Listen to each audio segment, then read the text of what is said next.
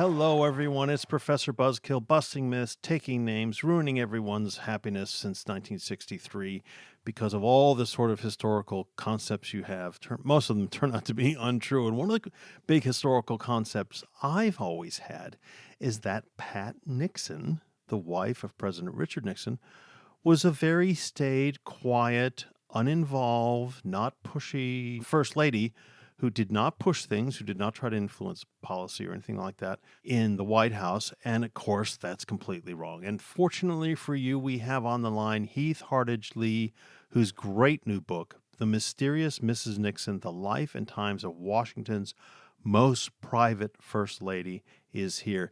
Thank you so much for coming on the show again. Yes, thank you so much for having me, Professor Buzzkill. I loved our last conversation, I think was back in 2019 about League of Wives, my last book. hmm So it's fun to be back on after a few things like the pandemic that have happened in between. Well, like so many things in women's history, almost every time you dig into it, you are uncovering completely new material and material that overturns previously held conceptions. Like, granted, I didn't think a lot about Patricia Nixon, but I probably believed that if I ever mentioned it in class, I probably said she was staid and quiet.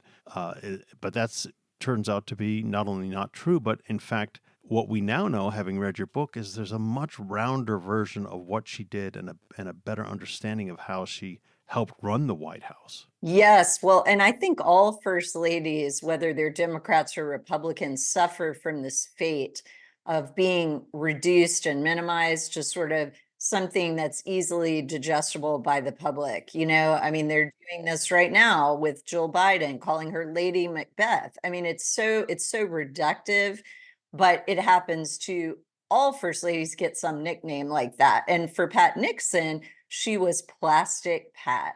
She, had just kind of like your image of her, this staid, submissive, someone who just was quiet and had no opinions, a sort of mask. And none of that is true. But that I think the media often, it's just the way they often sell, their wares as they try to reduce people to very simple concepts. And she isn't simple, just like most people, she's very complex. So I found almost the polar opposite of the media image when I spent 4 years digging in the archives, interviewed scores of people who knew her, family, friends, babysitters, Air Force One pilots, like people on the inside and the outside. I think a much different portrait of her emerged. Well, yet there remains this image because, frankly, in almost all clips we have of Pat Nixon, either at press conferences or during Nixon's concession speech in 1960, but also during his victory speech in 1968 and at various things in the White House, she is standing in the back. And she is, I don't want to say she's plastic looking, but she's definitely controlled. She's not over, Yes. not emotional, not doing a lot of different things. But in a way now, having read your book, I admire that control because with all these ups and downs in the Nixon career, she could have been very publicly emotional, upset or angry or all kinds of things. And yet she retained a very straightforward demeanor that was impressive in a lot of ways. So I know this sounds contradictory, but I'm really kind of impressed by her, if you will, stoicism. I was felt the same way. I mean, I just think about our obsession with reality TV and drama and emotion and fueling that whole craziness. And as we know, most of those reality shows are scripted. They're not even real. So, it's a drama just for public consumption. And she is the anti-drama queen, despite the fact that she was a Hollywood bit player, by the way, very sophisticated person, had, all these different jobs, had the equivalent of a master's degree, super well educated, and had been through a lot of personal tragedy and drama in her own life. But she and her husband, Richard Nixon, were, very much of the mold, the no drama mold. Please bring it back now. I mean, it's like, could we have calm and stability, which is interesting in the time we live in. And they certainly lived through a very tumultuous time too. But she always kept her cool. It's sort of like that British World War II maxim about keep calm and carry on, which I feel like could be Pat Nixon's mantra as she goes through not one, but dozens of crises, political crises, ups and downs with her husband. She's always this stable, calm, reassuring presence.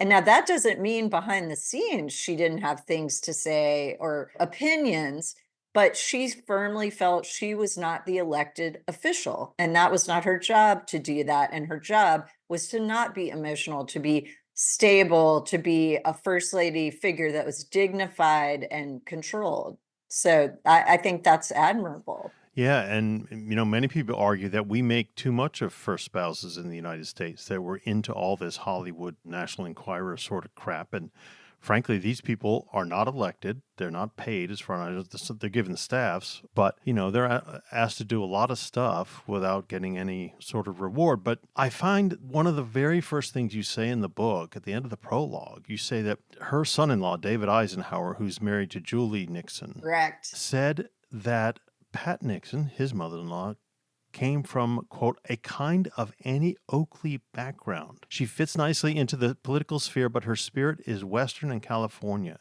She's not someone who's molded by image makers. So let's go back and look at that Annie Oakley background. Oh, I love that quote. I mean, David's insight, it was amazing on so many things, but that the Western portrayal of Pat has really been neglected. There really has been next to nothing about the Western point of view she comes from. So she's born in Ely, Nevada, and is, Which, by the way, for 19 for buzzkillers who are not from Nevada or not from the United States, that's, I hate to say something dismissive like the middle of nowhere, but it's the middle of nowhere. It's the middle of nowhere. It's, as I start the first chapter of the book, it's right, the loneliest road in America, as it's called, runs through this area very appropriately. It is the middle of nowhere, and it is desolate and with these scrub pines and just not a whole lot going on. So she's born in 1912 in this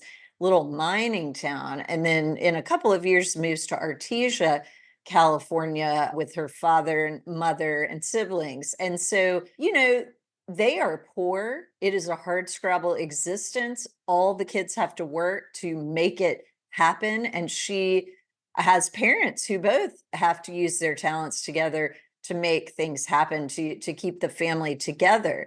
And then in short order, she's orphaned basically by 17. Her father dies of silicosis. Her mother has died before of Bright's disease when she's 13, and she's basically helping raise her brothers, putting them through school, and then she goes to college and earns the equivalent of a master's degree. I mean, she is a tough cookie. Like that, it would crush a lot of people, and it doesn't. But I think that Western upbringing, and if you look at women's suffrage, for instance, it happens out West a whole lot faster than out on the East Coast. So Western women are also tough cookies. And I think just that, work ethic too is instilled in her from an early age, and it shapes her. And she also hates hierarchy. And this will play out later in the book.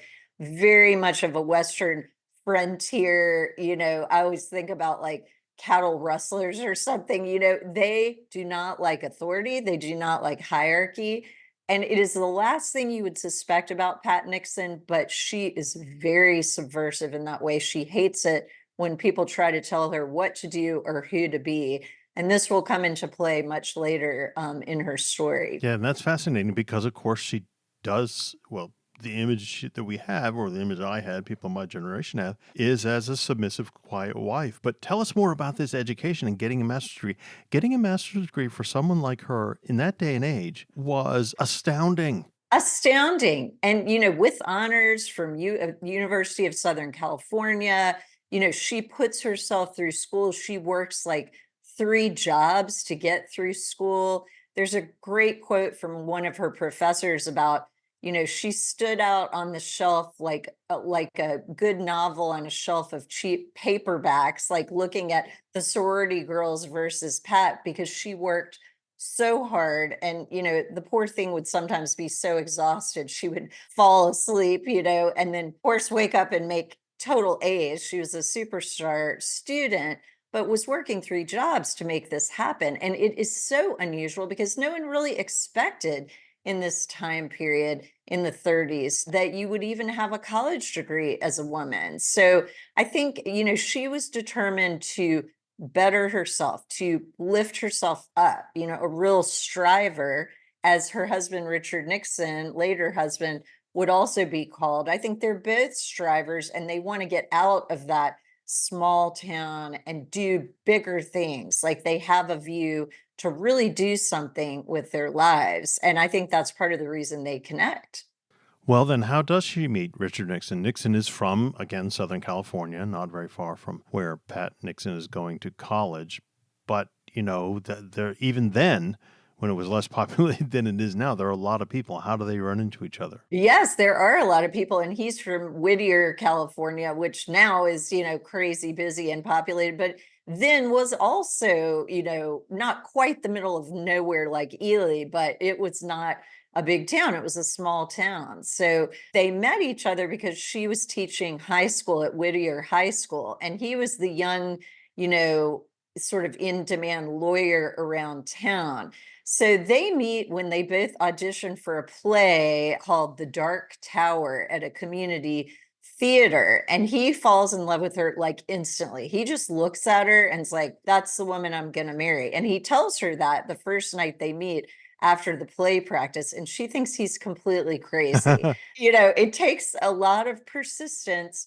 And I had a good quote from a friend of his who said he went about winning Pat in the way he later would go about winning elections, just relentless, persistent. And at first she's like, oh my gosh, this guy is just nuts. And then he grows on her and she comes to appreciate his ambition, his patriotism. They both, are very patriotic, but they want to do something for the country. And I think they recognize they're both strivers. They see in each other similar values, things that might, seem out of fashion now, like classic American sort of values of the old school of the 30s and the 40s, pre-war and then post-war. So eventually, after she makes him for months drive her to dates with other men Yeah. just to make it really hard, which made me laugh really hard. I mean, don't let anybody think that Pat didn't make him work for this. I mean, it was not like she took several years and then she falls in love with him too and agrees to marry him. And then quickly after World War II happens. So that blows everything up, but also gets them out of Whittier and leads them to the national stage post-war. Now, that part was extremely interesting in the book because, as you say, Nixon and Pat are in Whittier, which is not downtown LA. It's not Hollywood. No, no, But then World no. War II, of course, he goes into the Navy and all of that. And that launches them sort of on a stage that they hadn't been on before. Why do you think that happened? Why did the war make it possible or easier for people to do that? Does Dick Nixon come back from the Navy and say, land in San Diego and say, well, I'm not going back to Whittier again, Pat. We're moving straight to wherever and starting blah, blah, blah. Is it the confidence of fighting in the war? Is it being part of such a huge thing that you realize, oh, okay, no more backwoods Whittier for me? Yeah, that's an interesting question. I think the war really it makes Nixon zero in on how much he hates bureaucracy. His various jobs in the war before he insists on being sent to a combat zone are just so full of red tape. And he always retains that sort of hatred of that red tape and all of that bureaucracy. So, and then also he sees Pat working for the OPA and she's an economist and she has a bigger job than he does. So it shapes the way I think they think about government. And I think they both are very patriotic after the war. He's seen so many people die and so many people they know die in the war. So I think that's a galvanizing event for them both, where they both see how important it is to be involved in government and their civic duty is to contribute to this. And so this, to be a candidate at that time, you really had to have war service. And I think that was something that Nixon was also very calculated about. He knew he wanted to be in politics forever. And so he knew that was part of the requirement. So And he was Quaker. So remember, his parents didn't want him to really to fight, but he said, I am doing this. I really want to do it. And it adds to his credentials. He comes back from the war. He's distinguished. He's been in the Navy. He's done very well. And he catches the eye of some of the wittier fathers, of the Republican Party. And this just launches him into orbit. And he and Pat also knew they really didn't want to stay in Whittier. I think, Pat came to appreciate her in-laws over time, but I think they really were kind of wanting to get away from that. The small town, the parents, it was provincial, and they wanted to get out and see the wider world. And politics was the launch pad that allowed them to do that. So you mentioned that Pat Nixon worked in the OPA during the war. We better tell people what that was because it's a very important agency. Yes, the Office of Price Administration. And she loved that job and later would cite that job as First Lady. And I think even as Second Lady would talk about her work, that she was an economist and she worked with men and, was equal to them in this job. So pretty striking for a woman of that time period to have that job and to excel at it. As we know, women got to do lots of jobs that they didn't get to do before that time. And she was always very proud of being an economist. And her husband was too. And he would cite that often as well. Now, I find this interesting because the Office of Price Administration is there to stop people from taking advantages of shortage in war. If bread is either rationed or, which it is in the United States, but some food stuff is scarce, retailers could price gouge. Yes. And the OPA was designed to stop that. This is an example of even what Richard Nixon would consider good bureaucracy. Yes. And more what some would consider more progressive policies, which you see throughout the Nixon administration. Both Richard Nixon and Pat Nixon are very progressive. He is the most progressive Republican president I think we've ever had. And people have no idea about that. And that was another thing in the book that I discovered. And he and Pat really shared that view, particularly on women's issues, minority issues, things like the EPA, the Environmental Protection Agency, Title IX, all these policies that are very progressive, which he and Pat both shared that vision. Well, then Richard Nixon decides to run for office. Yes, and he wins.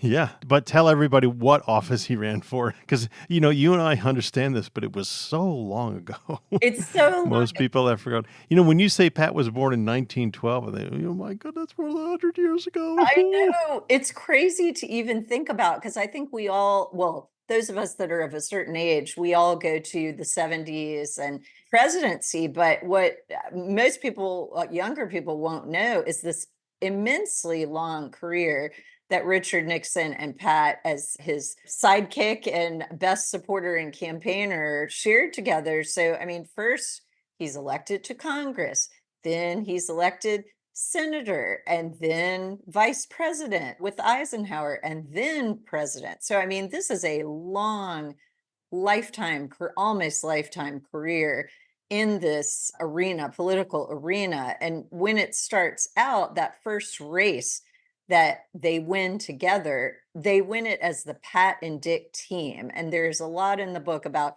the Pat and Dick team, which they really campaigned together, and he gave her full credit. She did a lot of rallying of Republican club women.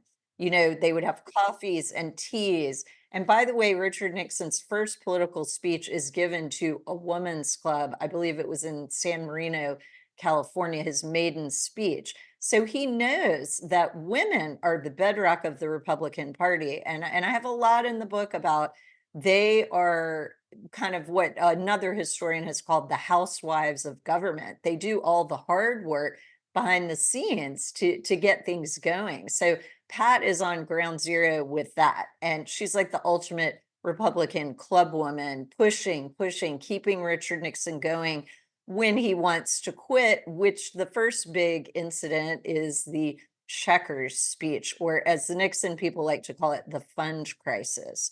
So that's a very interesting thing to examine from Pat's point of view. So by this time, Richard Nixon is a senator and he's running for vice president, and this really sort of strange controversy comes up. Yes, the fund crisis, which leads to the Checkers speech. So Richard Nixon, is accused of having a secret slush fund to fund his extravagant lifestyle while he is campaigning. Now, there was a fund set up, which many candidates had. The candidate on the other side had a fund, and this was just to allow them to campaign, pretty basic Mm. expenses for travel and, et cetera. So he's accused of having this, amazing slush fund with all this money in it. It's completely untrue. There's just no basis in fact ever for that story. But he is forced to fight for his political life. Eisenhower's ready to dump him. Eisenhower, who he's, running with, is not forthcoming with any kind of support. So he realizes, and Pat realizes, and Murray Chotiner, who's the campaign manager, they all realize he's going to have to fight for his life. So they come up with what Nixon will do is he will go on television. He will go to LA. He will go to, I believe it's the El Capitan Theater, and he is going to explain to the American public all of their finances. He's going to lay bare their entire life savings, where everything is, where the money is. I mean, this is like a kind of a last gasp gamble to get the American public on his side. So right before he goes on the air, he insists that Pat be with him on the air and she sit beside him while he does this, which to her she's all in to do it. But of course, this whole exercise is completely embarrassing beyond belief for this poor woman. It's like, I say in the book, it's like she's Lady Godiva being paraded through the streets naked financially. This is intensely embarrassing for her. But he says right before, I can't do it, Pat. I just can't do it. And she says, of course you can. And she holds his hand and says he has to do it for them, for their family, for their 2 daughters. So he goes on stage, he gives a full accounting and, gives this whole speech. And it's called later the Checkers speech because he says the only gift they've gotten that they are not going to give back, campaign gift, is a Cocker Spaniel.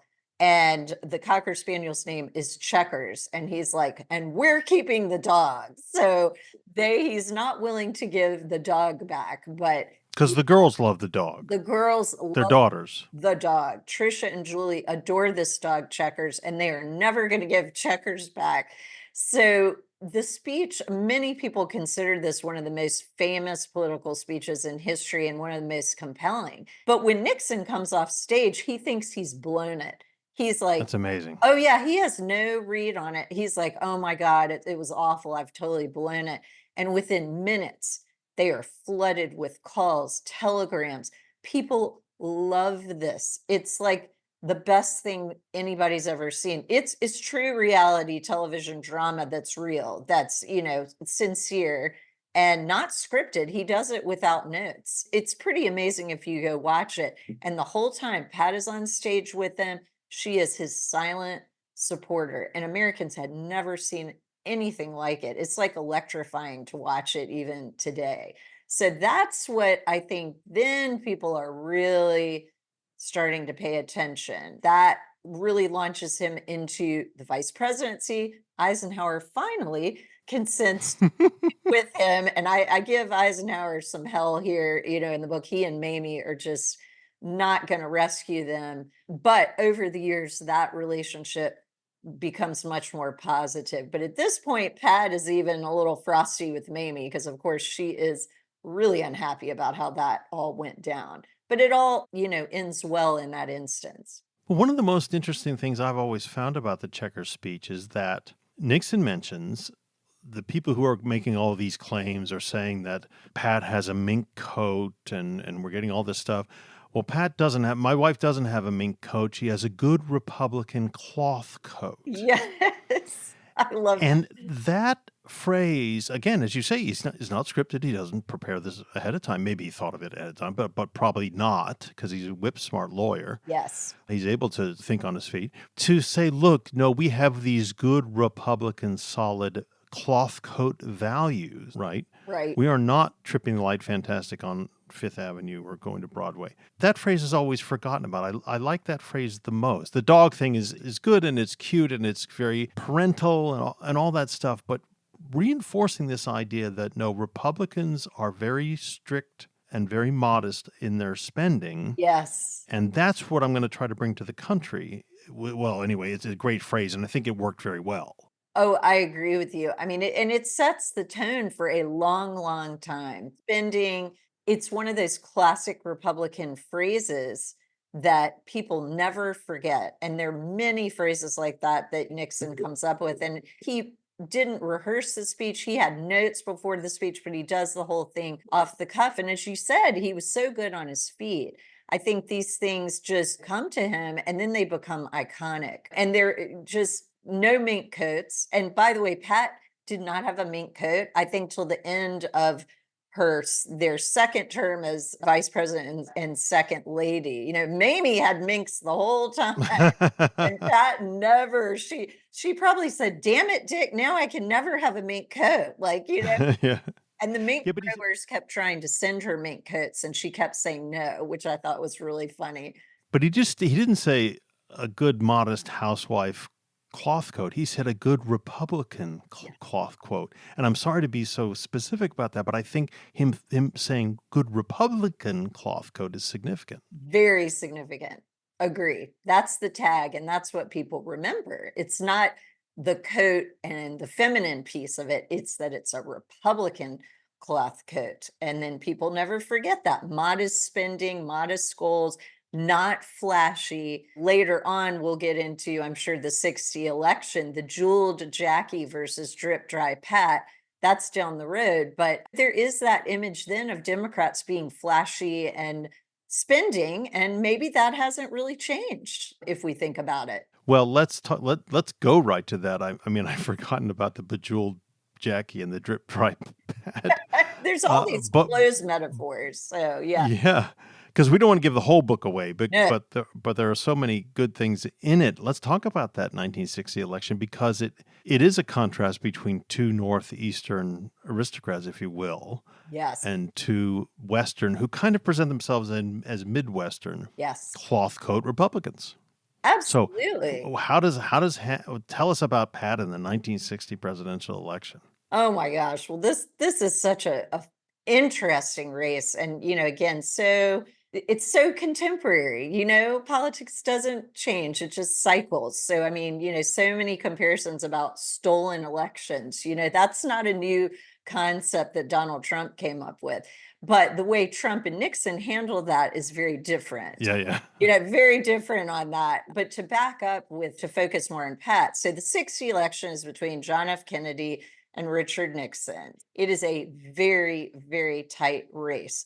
And the two first ladies are, well, there's a big difference in numerous ways. You know, as you said, the Nixons present as cloth coat Republicans, Midwestern, Western. They are very modest. They speak to what later Nixon will call the silent majority. So these people that are modest means and don't believe in a lot of spending, et cetera, Republican values. And then you have Jackie and Jack, who are aristocrats. They go to Europe. Jackie buys French clothes. There are rumors, which are not true, that she buys sable underwear. So you have the sable underwear versus the Republican cloth coat, which is another way you can see it. Or as one fashion reporter puts it, jeweled Jackie versus drip dry Pat, because Pat only selected clothes that she would not have to iron, that were later made of polyester versus, you know, Jackie silk and jewels, etc. So it's a very simple way, but very effective way to draw the contrast between the two women. And they are almost surrogates for their husbands, not exactly in the campaign way, but as another face to look at, another person to throw your support to.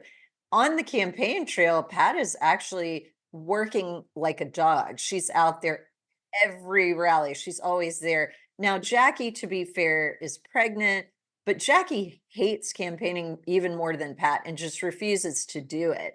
So she is not the asset on the campaign trail to her husband that Pat is to her husband. And I do think prior to JFK winning, Pat was most people's choice for first lady. If there was a first lady election, she would have won.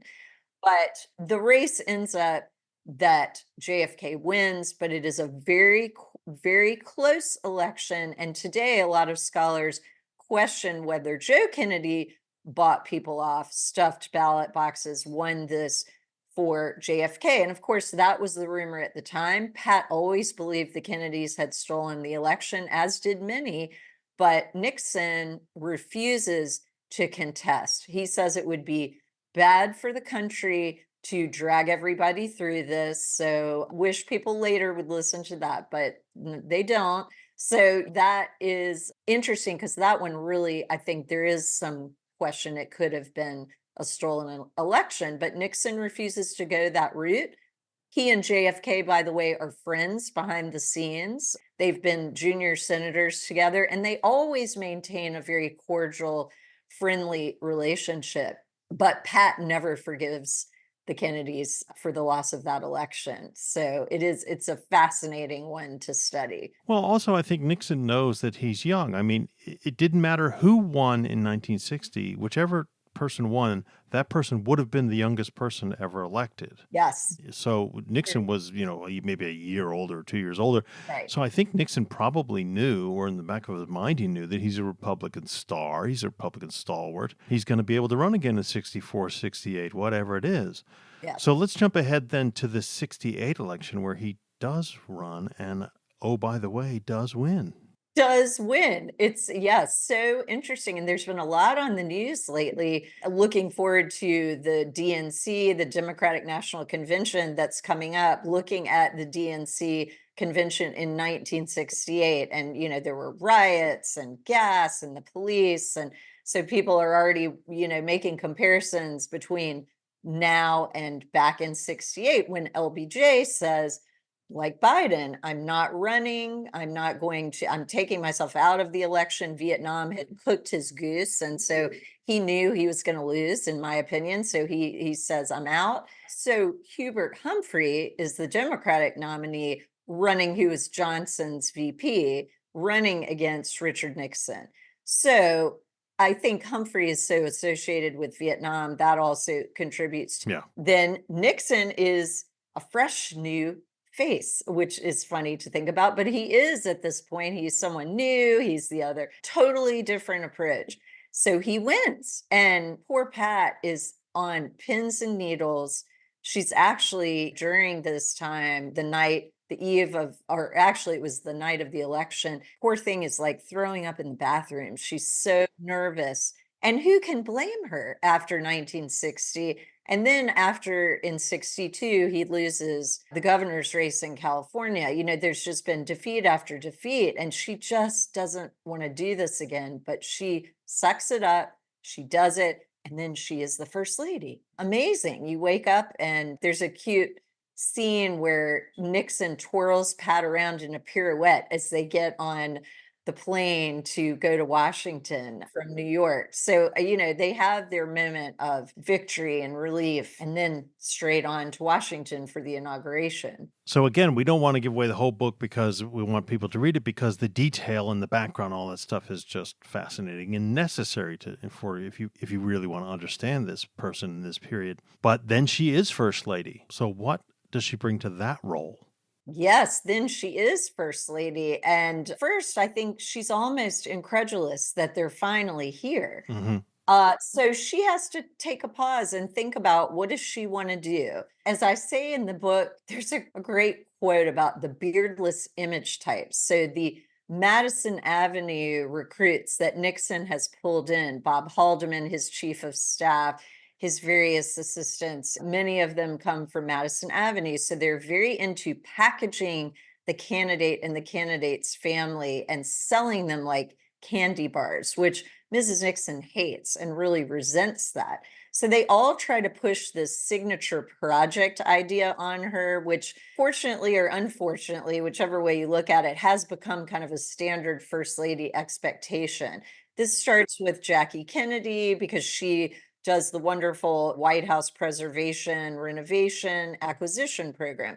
So Pat is pressured into doing this. Now, Pat, this is where what we talked about in the beginning, the subversive Western woman comes in. She doesn't like this idea. She doesn't want just one signature program. She wants to do everything she wants. So she says, people are my project, and that's what I'm going to focus on. And that allows her to have a broad range of things that she supports. Now, we have public facing projects. She continues and expands upon Jackie's project with the White House. She institutes tours for the blind and the hearing impaired. She lights up the White House. She does all kinds of wonderful global ambassador trips. She is a solo ambassador, the first lady to do that. She does amazing soft diplomacy behind the scenes with Russia, with China.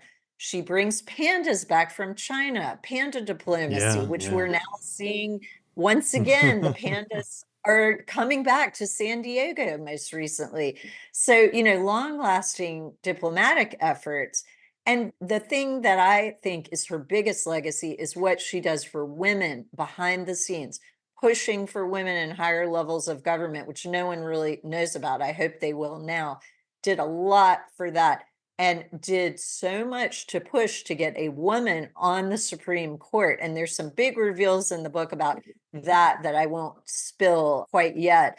But she starts that process and gets women in play for Sandra Day O'Connor 10 years later under Reagan to become the first female Supreme Court justice. Yes, so she rolls with that, her new first lady role, and does a lot with it, a lot more than people give her credit. And there's so much more about the administration and the second election, the 72 election in the book, but we need to get to the resignation. Richard Nixon, mostly because of the Watergate crisis, has to resign the presidency. And the plastic Pat image seems to work well here because she stands in the back of the podium. She's calm and in control and everything else, supporting her husband. But you showed that there's so much more going on. Oh, yes. Behind the scenes, I mean, it's agony for everyone. It is so hard. And Pat, Trisha, and Julie keep advising the president, their husband, father, to fight. They want him to fight. And as I explain in the book too, Pat and the girls were very isolated from what was going on by Bob Haldeman, John Ehrlichman, known together as the Germans in the popular press. I mean, they are the Berlin Wall. I'd forgotten that. I'd forgotten about that. Oh, yeah. Oh, they get all I mean, again, reductive nicknames. In this case, I would say pretty accurate from my point of view. I'm like, yeah, that's about right. I mean, they formed this sort of Praetorian Guard around the president, and people can't get in. People are complaining all the time they can't get in to see him. Other Republicans, I mean, particularly Bob Haldeman, they will not let people around the president. They want that power, that proximity to power. And Pat, formerly his best advisor, is shut out along with the girls and their husbands to some extent. And so Pat and the girls really don't know the extent of what is going on. They counsel him to fight, to stay in it. A lot of parallels with Jill Biden today, counseling her husband, stay in and fight. So they do that almost until the end. And Pat also, contrary to popular press, I will specifically mention Woodward and Bernstein. In addition to Plastic Pat, Woodward and Bernstein in the final days, their book about the last days of the presidency, claim Pat is drinking heavily. She is a recluse. I found no evidence for any of that. That is one big thing I want people to know. Pat was not an alcoholic. She was not a recluse. There is no evidence. I have interviewed Six Way to Sunday, everybody, people on the inside, the outside, in between. There's just no evidence to show that. And in terms of being reclusive, all you have to do is look at the official White House records. She is working like a Trojan until 3 weeks before. And then when she stops public facing duties, she continues working with Clement Conger, the White House curator, on White House renovation and acquisition projects, literally until the last day. So there's no reclusiveness. There's no stopping of duties. There's no time to be drinking. So I think that again shows the media image that, like Plastic Pat, it's reductive, it minimizes, and it's also a way to get to the president, to hurt the president as you go and you slander the family. And unfortunately, we see that, I think, with almost all presidents. But this one is particularly, I think, venomous in the way they go after Pat. Nixon blamed Woodward and Bernstein for her stroke, also, which happens later when she reads this book after the resignation. But that you have a good description of the scene where he goes on.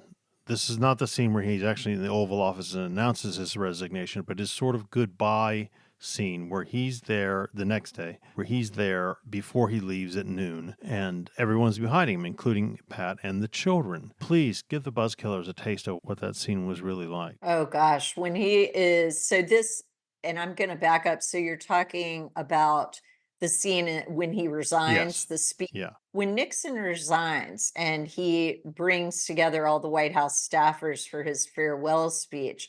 So Mrs. Nixon is beside him. She is painfully thin. The strain is definitely wearing on her. Julie and Trisha are there. They also kind of have strained smiles on their faces. It's clear everyone's been crying, and most of the crowd is crying, these staffers, and they are distraught. So Nixon gives kind of a long, rambling speech where he talks about his mother, Hannah, who he was very close to, and calls her a saint.